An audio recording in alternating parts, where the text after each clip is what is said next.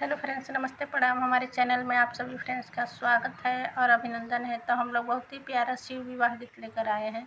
अगर अच्छा लगेगा तो लाइक शेयर सब्सक्राइब ज़रूर कीजिएगा और कमेंट बॉक्स में ज़रूर बताइएगा कि ये शिव विवाह गीत आप लोगों को कैसा लगा। तो चलिए सुनाते हैं। हर हर महादेव आप सभी को। हे जी उजरा धतुरावा के हरिहर पतिया, हे जी उजरा धतुरावा के हरिहर पतिया, भोला मार लियले बाड़े गौरा के मोतिया, भोला मार लियले बाड़े गौरा के मोतिया। चिड़ई बोले से पहिले गौरा के जगावेले, चिड़ई बोले से पहिले गौरा के जगावेले, फूलवा धतुरवा बेला पतिया लोढ़ावेले, फूलवा धतुरवा बेला पतिया लोढ़ावेले, हे जी अवरी लोढ़ावेले भांग पतिया, हे जी अवरी लोढ़ावेले भांग पतिया, भोला मार लिहले बाड़े गौरा के मोतिया, भोला मार लिहले बाड़े गौरा के मोतिया। भंगिया पिसत गौरा बोलेली बचनिया, कइले तिए भोला खेतिया किसनिया, भंगिया पिसत गौरा बोलेली बचनिया, कइले तिए भोला खेतिया किसनिया, उपजाई देती खेतवा में बासमतिया, उपजाई देती खेतवा में बासमतिया, भोला मार लिहले बाड़े गौरा के मोतिया, भोला मार लिहले बाड़े गौरा के मोतिया।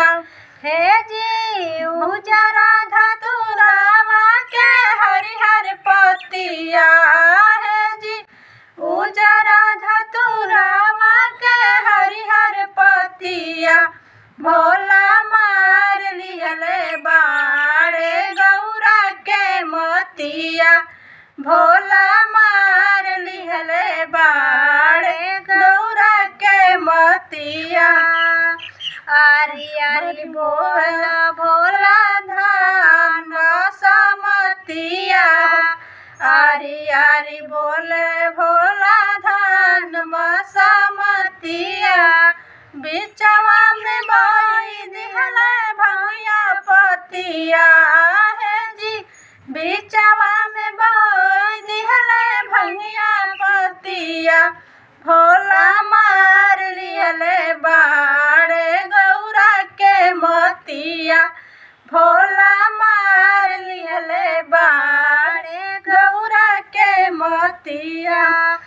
हे जी उजरा धतुरावा के हरिहर पतिया, हे जी उजरा धतुरावा के हरिहर पतिया, भोला मार लिहले बाड़े गौरा के मोतिया, भोला मार लिहले बाड़े गौरा के मोतिया।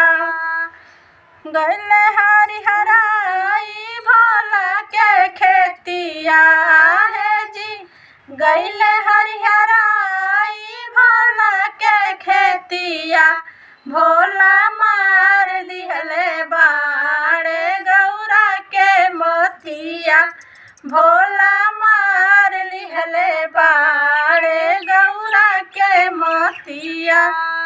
पागहा तुराई बसहा खाई गइले धान हो, पागहा तुराई बसहा खाई गइले धान हो, देखी के गौरा जी भैली परेशान, हे जी देखी के